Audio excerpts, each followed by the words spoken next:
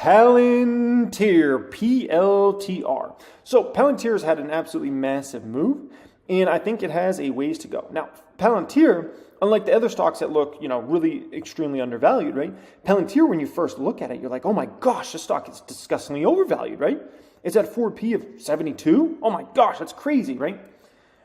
A lot of things you have to factor in here with Palantir, okay? And these are 4 of the main factors, okay? One is, this company is at the infant stage of profitability. Remember, a year ago, people were saying Palantir is never going to be profitable. They're never going to make it happen, right? They've never been profitable. And here we are. What did Mr. Alex Karp say? We're going to be profitable from here on out. So now they've reached profitability. They expect to stay profitable. And when you're at the infant stage of profitability, you have such a long way of growth ahead of you, right? That's why I call it the infant stage. It's like being a little kid, right? And you're just barely learning how to walk. And imagine how much faster you're going to get over time.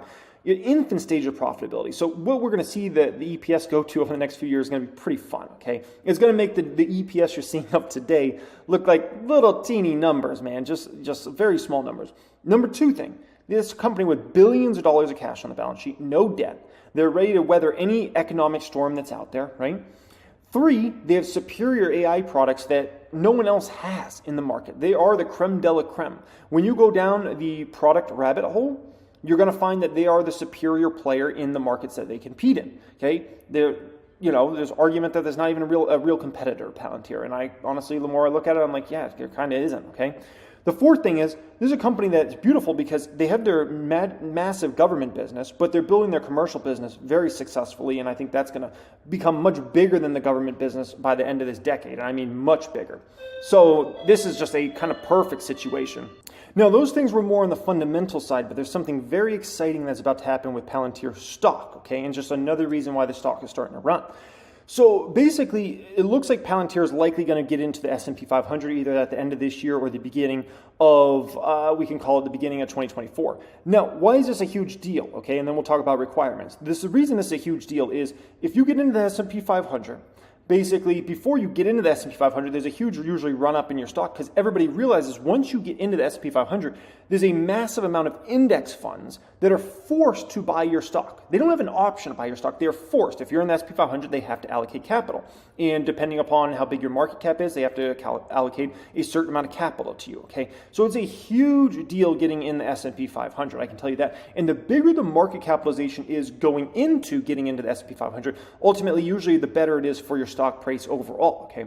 Now, in regards to Palantir, in terms of the criteria, they're looking pretty good. The company has to be from the U.S. Market cap has to be at least $8.2 billion, which Palantir is way over that. The shares must be highly liquid, which it meets that. Shares outstanding, good there. And it must report positive earnings in the most recent quarter, good there. And the sum of its earnings in the previous 4 quarters must be positive, okay? And so it looks like we're going to get there very shortly here. So nonetheless, folks, it looks like Palantir is going to meet all the criteria, so it should get into the S&P 500 sooner rather than later, which is really, really darn exciting. Now, in terms of me, right, I own, this is in the public count so far, I own $83,000 worth of the stock.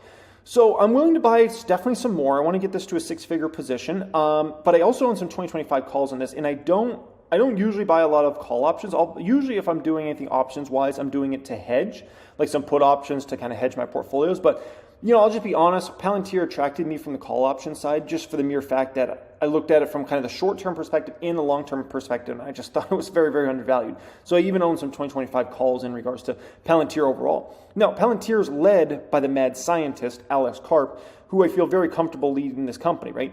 And on top of that, just to be honest, Palantir's workforce might be the most impressive you're going to find of any company out there. To get into Palantir many times can be harder than getting into even companies like Meta and Google and some of the biggest big dogs out there. And ask people from this industry and they'll tell you, I couldn't make it past round 1 at Palantir, but I got in at Google or I got in at this company, that company. So I'm very comfortable with the team that leads this company overall, okay? Now, in terms of me, where am I going to stop buying Palantir and just hold? For me, $20 a share. 20 is, after that, it's just a hold for me at that point in time. I'll likely have owned enough shares that I'll feel very comfortable. Plus, I got the calls riding on the stock as well, so I'll be positioned pretty well there. My hope is Palantir goes down short term, and I can buy as many shares for as cheap as possible, okay?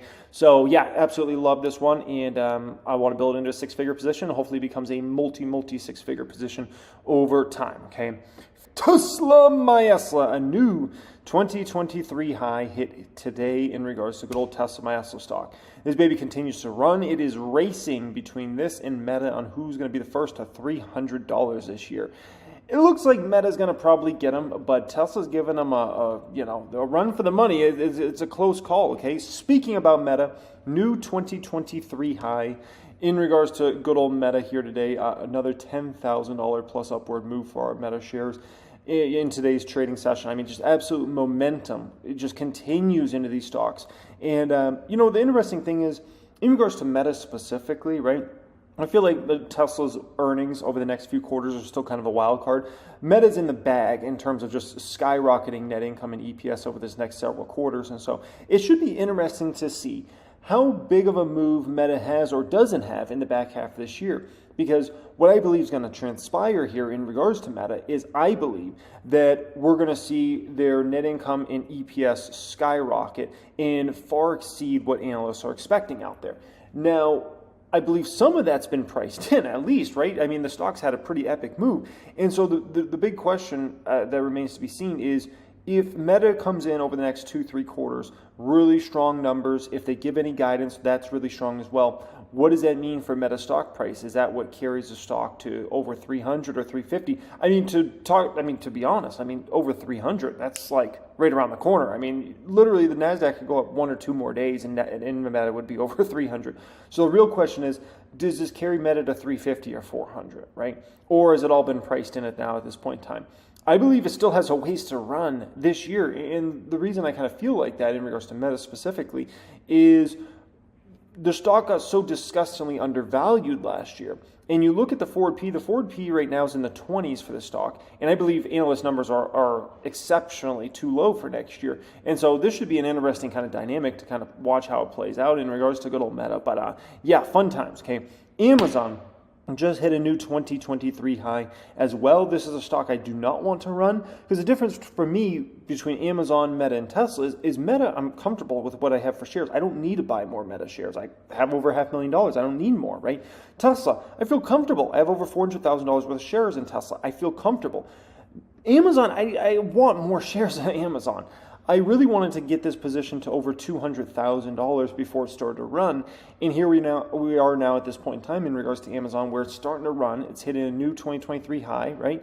And all-time highs for the stock, if I recall, are around $150 a share. We're $20 away from now at this point in time. And Amazon, the thing I fear with Amazon, to be honest, is I believe very similar to Meta is you're going to see their earnings per share and their net income skyrocket to the moon, literally over this next few quarters.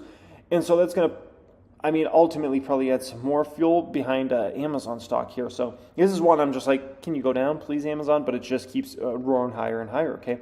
Elf Beauty, another one of those stocks that's at a new all-time high. They just continue to execute as well as any public company in the world out there. And, when you put up the numbers that Elf's been putting up, which is among the most impressive you're going to find of any stock in the stock market, you continue to climb and you're rewarded for that. And so there's a lot of stocks in the stock market that are near 52-week lows, that are near all-time lows, that just aren't doing well. But meanwhile, you've got other segments of the market that are just doing absolutely tremendous. Big tech's doing tremendous, and then you get these random stocks like an Elf Beauty that is just performing amazing right now, right?